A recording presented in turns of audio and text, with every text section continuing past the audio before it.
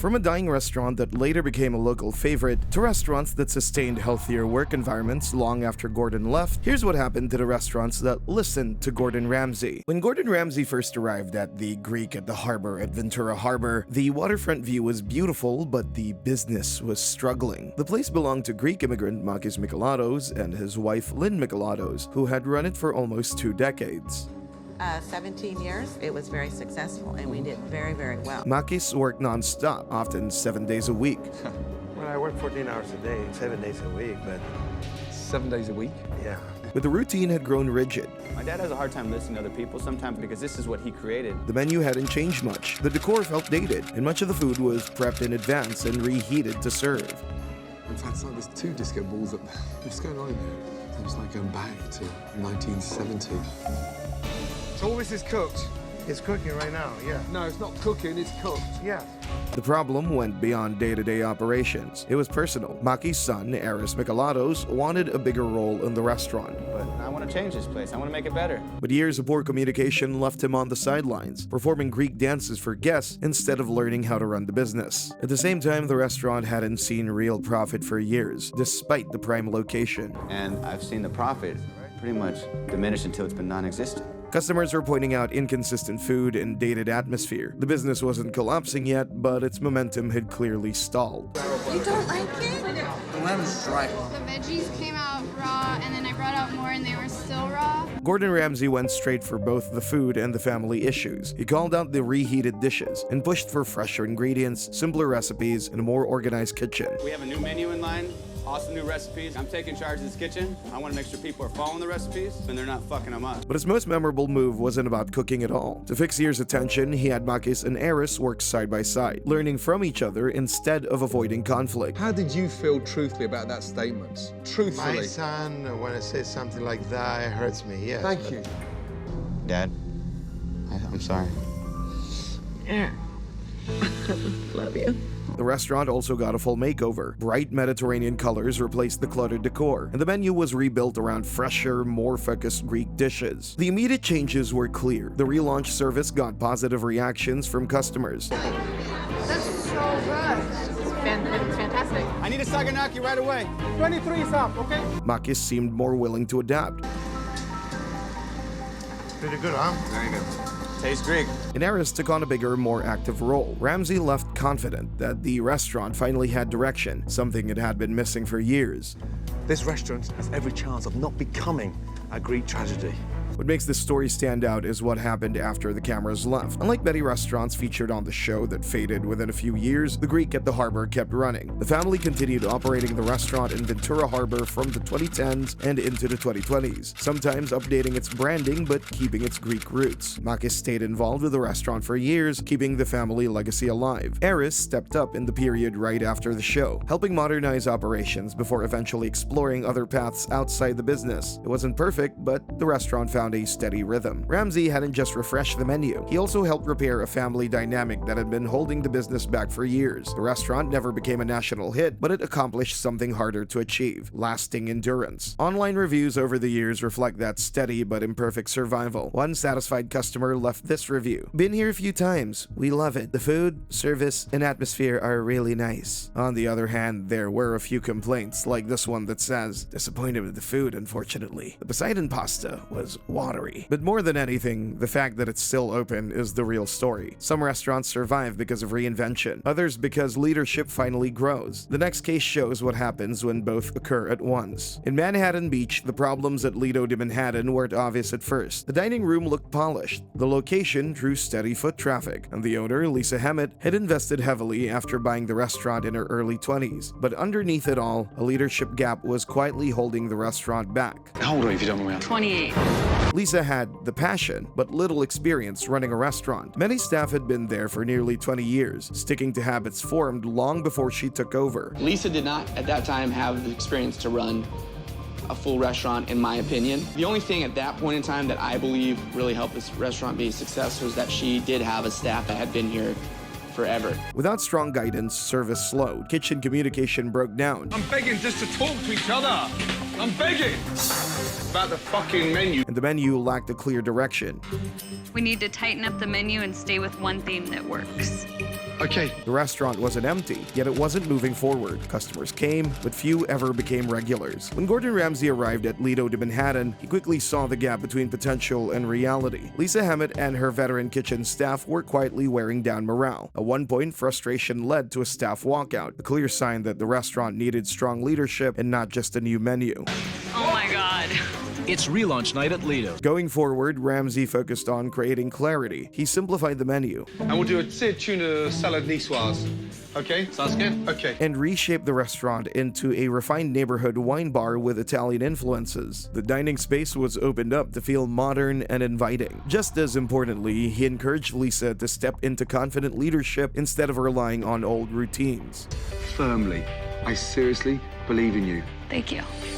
I can't wait to come back. Can't wait to have you back. The relaunch brought noticeable improvements. Service ran more smoothly. Customers responded well to the refreshed atmosphere. What's your steak? Excellent. And the restaurant finally had a clear identity. Ramsay left cautiously optimistic, not because everything was perfect, but because the direction was finally set. What followed became one of Ramsay's most enduring success stories. Lido de Manhattan kept operating steadily, earning a strong local reputation. The restaurant expanded beyond everyday dining, offering private events, catering, and curated wine experiences that helped stabilize revenue. Online reviews consistently praised the quality of service and the consistency of the menu, keeping it among Manhattan Beach's well-regarded dining spots. One customer happily wrote, "This is one of my favorite family-owned Italian restaurants in the South Bay." Another one even turned her review into a referral by saying, "Anyone looking for a party venue for birthdays, showers, etc., please consider Lido de Manhattan." Lisa Hammett's journey tells the deeper story. She didn't just rely on the show's exposure. She kept refining her approach to running the business and later expanded into other local dining ventures. That growth shows an important point. The intervention didn't just save a struggling restaurant, it also helped develop a more confident owner. As of 2026, Lido de Manhattan is still open and continues to operate successfully as of early 2026. This simply proves that Ramsay's changes can stick when leadership grows with them. But across the country in Denver, a new Italian spot would show how pride and stubbornness would almost ruin its chance of getting saved. Pantalones had long been a neighborhood favorite, run by Pete Pantaleone, his wife Paulette Pantaleone, and their son Josh Pantaleone. We did have wonderful reviews. We just got award after award after award. They took pride in the pizza, subs, and Italian comfort food. Because my pizza is the best in the whole world. But by the time Gordon Ramsay arrived, charm and tradition weren't enough to keep the business running smoothly. Like a Tuesday night, I might have 2 tables. 2 tables. I've seen it with no tables. The food itself became the problem, with Ramsay exposing a pizza where the sauce and toppings slid right off the base. The oil, the grease coming out of that. On top of that, the family was split on vision. Pete preferred old-school methods, while Josh wanted modernization, leaving daily operations stuck in tension. We need to change things, but he doesn't listen. I'm getting some bad feedback on your pizzas. What are you going to do? Change is the biggest problem. You're happy with the pizzas? No. Ramsay saw more than messy prep stations and slow orders. He saw untapped potential, so he focused on reorganizing the kitchen, simplifying the menu, and redefining roles so Pete, Paulette, and Josh could work together instead of against each other. Okay, let's go. In. Chef is absolutely right. I have to take a breath. He pushed them to adopt modern marketing and operational techniques without losing the personality that made the restaurant a local favorite. No, not just in the neighborhood, but in the city, that you have the best pizza and you Deliver. deliver. The relaunch showed immediate results. The kitchen ran more smoothly, dishes came out consistently, and the refreshed menu highlighted Pantaleone's signature pizzas and sandwiches. Locals noticed the change, and short-term reviews improved. This is fantastic. However, the real test of Ramsay's changes came in the years afterward. Unlike many other kitchen nightmare spots, the Pantaleone family adapted. They expanded delivery, worked with third-party apps, and kept the dine-in options for loyal customers. The menu was updated periodically, mixing classic favorites with new dishes to appeal to longtime fans and younger diners. The operational improvements Ramsay introduced helped them grow without losing the personal touch that kept the community coming back. By late 2025, Pantaleone's was still going strong. strong, a rare outcome for a Kitchen Nightmares alum. TripAdvisor reviews praise the consistent pizzas, family-friendly vibe, and overall reliability. Like this review that reads, "Amazing food, delicious pizza, very good service, and also, the experience had changed my look on pizza and Italian food in general." Another customer had this to add, "Excellent pizza, dough, sauce, toppings, all great, outstanding service. The owner was very friendly." Still, there were occasional notes about uneven service, with some commenting, "Everything was wrong. I ordered one type of pizza and got another. Odd substance on the floor as well." But this was proof that the business was real, not just some story for a TV show. Their social media channels, run by Josh and Paulette, shared promotions, community events, and behind-the-scenes kitchen glimpses, keeping the brand active and connected. Seasonal specials and limited-time menu items helped maintain excitement for repeat customers. The family dynamics, while stronger, continued to influence the business. Pete stayed at the heart of the kitchen, Josh handled operations and modernization, and Paulette focused on front-of-house and community engagement. Ramsay's visit set the stage for teamwork, but the family had to keep building on it over the years. That mix of business strategy and personal growth is why Pantalones stands out. Next, the focus shifts from this neighborhood pizzeria to a Greek restaurant that also managed to survive and evolve in unexpected ways. When Gordon Ramsay arrived at Yannis Greek restaurant in Seattle's Finney Ridge for Kitchen Nightmares, he walked into nearly 3 decades of history at a restaurant held together more by tradition than strategy. I don't think the man likes garlic. Well, tell him to get the fuck out of a Greek restaurant. Opened in 1984, it had become a family institution by the time Peter Agostillo took over from his father in 2007. And in 2007, my dad passed me the torch. In the years after the handoff, locals still enjoy the classic Greek fare. When we first opened, business was a success. But by the early 2010s, cracks were showing. The long menu. It's a Bible. It's an encyclopedia. 5, 6 pages of menu. 1, 2, 3, 4, 5, 6, 7, 8, 9 specials. Dated decor. The decor is hideous. It does feel like you're back in the 80s. And internal tension was dragging the business down. Back. What had once been a vibrant crowd-pulling menu had grown into an unwieldy list of dishes that few could execute well, and customer numbers had dropped as newer dining options appeared around Seattle. Our neighborhood have changed. New young generation moved in. Yeah. And I think they're afraid to give us a try. The dynamics between the kitchen and the dining room were even trickier. Peter's leadership leaned towards strict control. His arguments with kitchen staff, including his own daughters, sometimes flared mid-service. Elise, this is gonna burn. Then I'll kick your ass. They're not burning. Ramsay's arrival exposed the kitchen under real stress, an environment that, without change, could have sunk one of Seattle's long-standing family restaurants. Just close the line down, man. I don't give a shit what you guys do.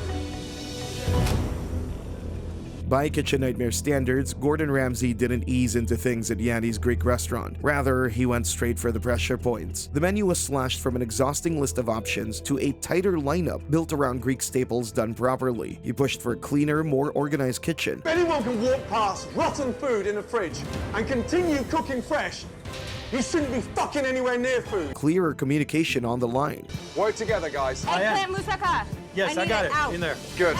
In a dining room that felt modern instead of stuck in time. His true emotion showed. Today marks the greatest day ever. Peter Agostillo pushed back at first, especially about removing dishes he felt defined the restaurant. Oh, well, new people are gonna come. I don't want to lose this man. New people are... But as the reality of the situation set in, preserving the family legacy started to matter more than preserving every item on the menu. And the relaunch night brought a noticeable shift in mood. Returning customers responded to the brighter space, the sharper focus, and food that tasted more deliberate and consistent. How's everything tasting so far? really good. Not everyone adjusted immediately. A few longtime patrons missed the old variety, but the overall response suggested something important had changed. For the first time in years, the restaurant didn't just feel familiar, it felt like it had a future. The future for Yannis restaurant, it looks great right now. What happened after filming is where Yannis Greek restaurant really breaks the usual Kitchen Nightmares pattern. Instead of sliding back into old routines or disappearing, it stayed part of Seattle's dining scene for years after the episode aired. Father and daughter continue to work well together in the kitchen. All right, our half chicken. The family is also happy to report. By the mid-2020s, it was still operating under the same name and ownership at its Greenwood Avenue North location, serving customers into 2025 and beyond. Reviews over time paint a steady picture. Locals consistently mention comforting Greek staples like moussaka and lamb dishes, plus warm, attentive service that keeps people coming back. One excited customer had this to say about her experience. "I had the beef moussaka and was not disappointed. Super yummy." Another customer left this review. "First time at Yannis, food was delicious. I really enjoyed the tzatziki and the lamb lollipops." That kind of staying power suggests the changes pushed by Gordon Ramsay weren't just a quick TV fix. A tighter menu, focus on signature dishes, and a more organized kitchen gave the restaurant a structure it could actually maintain. Peter Augustiu remained hands-on in running the business, and the family involvement continued, including kitchen contributions from Elise Agustiu. The road since then hasn't been perfectly smooth. Like most running neighborhood spots, Yannis Greek restaurant still gets the occasional mixed note. A slower service night here, a menu preference there, just like this review that says, "Came here for dinner. Service was friendly but extremely slow. Overall, the dinner was mediocre." It's nothing unusual, and nothing that points to decline. Over time, the overall tone of customer feedback stays more positive than not, suggesting the place has managed a tricky balance, honoring its roots while adjusting just enough to stay current, even after the spotlight on national TV. While some kitchens struggled with consistency, the next restaurant burned hot with chaotic energy and personalities on edge in Redondo Beach. In Redondo Beach, Zayna Flaming Grill looked like it had everything going for it: easygoing vibe and Middle Eastern-inspired dishes. But when Gordon Ramsay looked closely, the cracks were hard to miss. Owner Faye and her niece Brenda cared about the place, but years of loose structure had taken a toll. Who's not pulling their weight? None of them. That's not true. The kitchen moved slowly, staff weren't on the same page, and the oversized menu stretched the team too thin. Long waits and uneven food were becoming the norm. We're done. How are we? How's the food? It is stone cold. Yeah, I had that for lunch, and it wasn't pleasant. My apologies. Thank you. Ramsay zeroed in on both the food and the friction behind the scenes. He pushed Faye and Brenda to face how their disagreements were spilling into daily operations. It's just I need you to help me here. Instead of pointing the finger. The menu was trimmed to the dishes the restaurant actually did well, and kitchen roles were clarified so service could run with purpose instead of guesswork. It was a wake-up call. Loyalty and tradition mattered, but without structure, they weren't enough to keep the business steady. I hope that we could move from my obsession with everything being perfect. We need to act like a team, and we need to strive as a team. Right after filming, Zayna Flaming Grill saw a wave of renewed interest. Curious locals stopped by to try the changes. The refreshed menu got solid feedback, and service felt more organized than before. Seasoned perfectly. But as the orders start to fly in, 2 calamaris and a zucchini fritter coming up, okay, Faye? For a time, Faye and Brenda seemed more in step. I really appreciate you so much. Best of luck.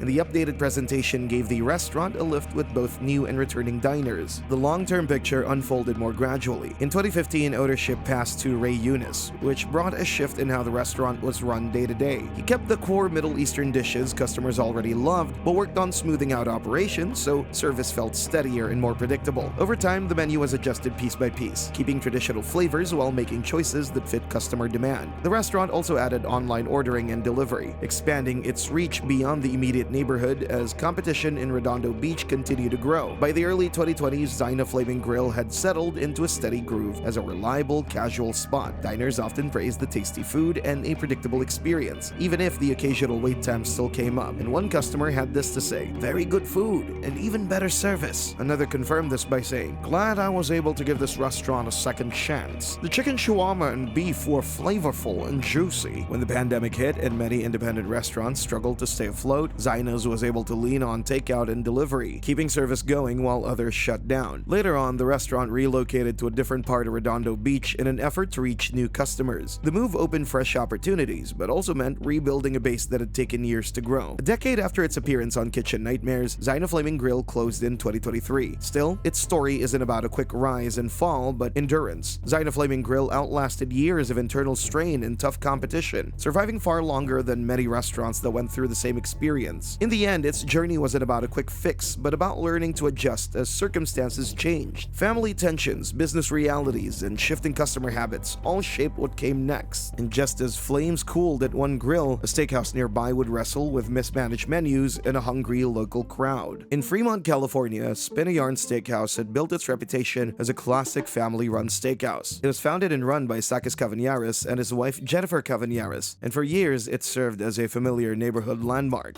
This to my wife with the straw. Bring it over your head. But by the time Gordon Ramsay walked through the doors, it was obvious the old formula wasn't holding up anymore. Costly renovations had strained finances. I was given no budget. They don't put price tags on things. I was just told to go pick out what you like, and now I'm realizing I have expensive tastes. The menu had grown so large it lacked clear direction, and the kitchen struggled to stay consistent. That looks disgusting. The pasta's overcooked. The food isn't consistently good. It's not fresh. Have a good night. Guests who remembered the restaurant's earlier days often left feeling down, citing long waits or dishes that sounded impressive but didn't quite deliver. Would you like me to take it back and get you another cut? Yeah. Okay, sure, definitely. Ramsay's visit exposed problems that went beyond food. The owner's strong attachment to the original menu, Recipe we have from here. That's the old recipe. Yeah? combined with Sakis' strict but sometimes scattered management style, created tension behind the scenes. Comment about the food, too. Comment about the food. I'm allowed to. Don't give me no advice. Just go inside, Daniel. I got enough critics. Face facts. I got enough critics. Just go inside. Staff weren't always sure who was responsible for what, and service mistakes became routine. What does Victor do? Victor stays in the back. Victor's washing dishes? Yeah, I guess so. Even core items like the steaks varied from table to table. He wanted medium rare, but this is too red for him. It's like really greasy. While the oversized menu meant some dishes rarely got the attention they needed. And the identity of the restaurant, what are we? It's seafood pasta. Seafood pasta. Continental cuisine. Continental cuisine. Continental cuisine. With seafood pasta. Over time, the restaurant's identity had become unclear, leaving loyal customers unsure what they would get and giving new diners little reason to come back. The changes focused on getting the basics right. Gordon Ramsay trimmed the menu to highlight the steakhouse staples customers actually came for. Heart on my sleeve and... Jennifer, I have no energy anymore to fight with you, you know that? And put clearer systems in place to help the kitchen run more smoothly. The dining room got a light refresh and a subtle rebrand that modernized the space without stripping away its history. Spin a yarn, steakhouse. Oh my Darling, God. take a menu and pass them along, please. Thank you. God. Just as important, he pushed the owners to communicate better and work as a team so personal tension wouldn't spill into service. To change rapidly. I would love nothing more. The difference showed quickly as orders moved faster, mistakes dropped, Any crab cakes and a calamari on the order. He's coming, yeah. Okay. Excellent. Now we're moving. and diners responded well to the updated food and warmer atmosphere. Probably was big enough.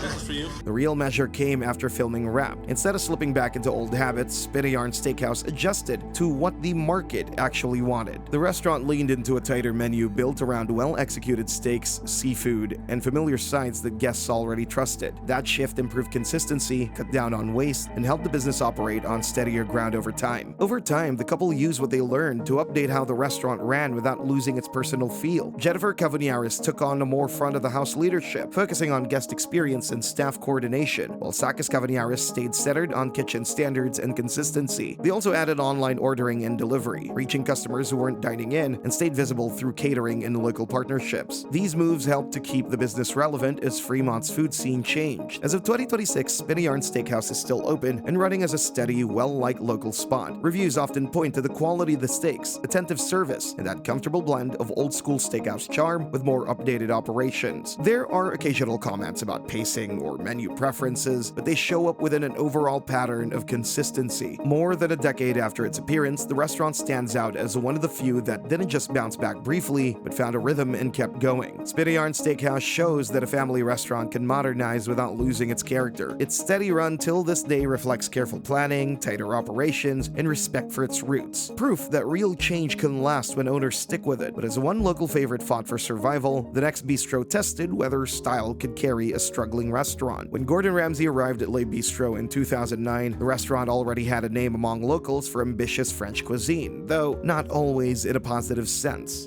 They didn't want it, they don't want anything else, it's too dry. Owner and chef Andy Truesdale, trained in Europe and skilled in classic techniques, had built a menu packed with complex, refined dishes. Michel Rowe in London. You work for Michel Rowe at the Waterside Inn? Yeah. That's exactly what happened to me. Locals often found the food too elaborate. Really too red for me. I like it well, but not short. I got it. Okay.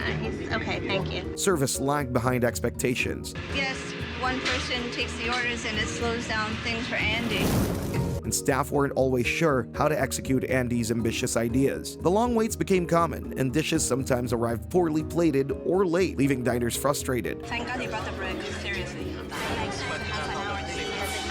The gap between the Truesdale's high culinary standards and what their audience actually wanted put increasing pressure on the restaurant's reputation. Grizzly! Get the fuck out of here. That's beautiful beef tenderloin. They're a local customer. I don't give a shit. Ramsay's arrival put these problems under a microscope. He noticed dishes like duck rillette. I think I just chipped my tooth. Did it look like duck cartilage? Christ. Show him the bone as well. Jesus. Lamb curry rolls that simply didn't appeal to the local palate. So rubbery. Huh? The texture of the lamb is just very rubbery.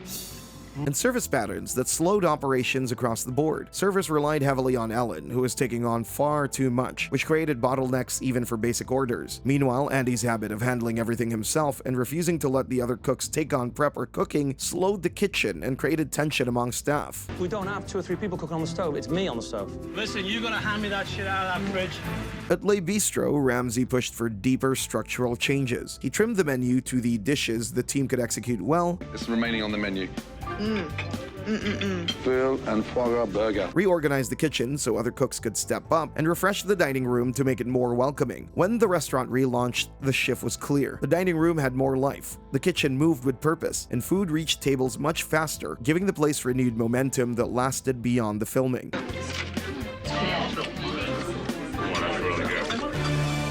Andy got off to a good start. What sets Le Bistro apart from many other Kitchen Nightmares restaurants is what happened after the cameras left. It didn't disappear or bounce between success and failure. Instead, it maintained a steady presence in its Florida neighborhood for years following Gordon Ramsay's visit. Even into the 2020s, Le Bistro continued operating at the same Lighthouse Point location. As of 2026, it's still open, serving customers for more than a decade. Recent reviews suggest Le Bistro has held on to its identity while making small updates over time. Dishes like beef Wellington still bring people in, like this customer who says, "Best place for real food lovers. Beef Wellington was amazing. Mushroom risotto was melting on your mouth." And feedback on Yelp and TripAdvisor is generally positive. Diners also mention the classic French menu and the relaxed, unpretentious vibe, like this review that reads, "Outstanding family-operated French bistro. The moment you walk in the door, you feel like you're in the most quaint bistro in France." Some call parts of the menu old-fashioned, but others appreciate that it offers something a little different from the usual South Florida spots. Behind the scenes, Andy and Ellen Truesdale have remained at the helm. Diners' recent accounts note seeing both still actively involved in the restaurant years later, showing that their commitment never wavered, even as the dining scene and competition around them changed. From refined menus to New Orleans flair, the final restaurant shows how a city's reputation and location can lift a struggling eatery. In the heart of New Orleans' French Quarter, just steps from the energy of Bourbon Street, stood Oceana Grill, a seafood spot whose reputation would precede its eventual struggles. When Gordon Ramsay arrived in 2011, the problems were impossible to ignore. Brothers Mo and Rami, who had recently taken over from their father, were locked in constant conflict, and the kitchen suffered from poor practices and a lack of organization. I don't want no sauce on that thing, man! You're the one who put the sauce on it! The restaurant was plagued by vermin issues,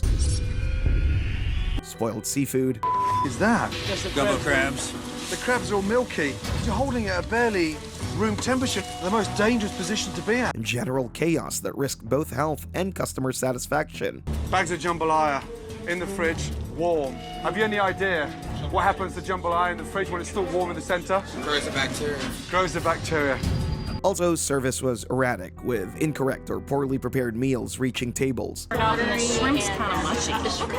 Dish after dish is being returned to the kitchen. While tensions between Mo's stubbornness and Rami's concerns prevented any consistent leadership. Listen, man. You're the one who was supposed to be over the kitchen. You're the one who's supposed to be over this, supervising his ass. Ramsay's intervention tackled both the space and the people. He simplified the menu to focus on fresh, well-prepared classics. Seafood gumbo. And it's absolutely stunning. Reorganized and cleaned the kitchen. Tonight, you take for because half of that is going on. And worked to improve communication and teamwork between the brothers. I will not go forward unless you are prepared to accept my changes. Relaunch night brought positive reactions. Diners enjoy the refined seafood and the cleaner, more inviting dining room.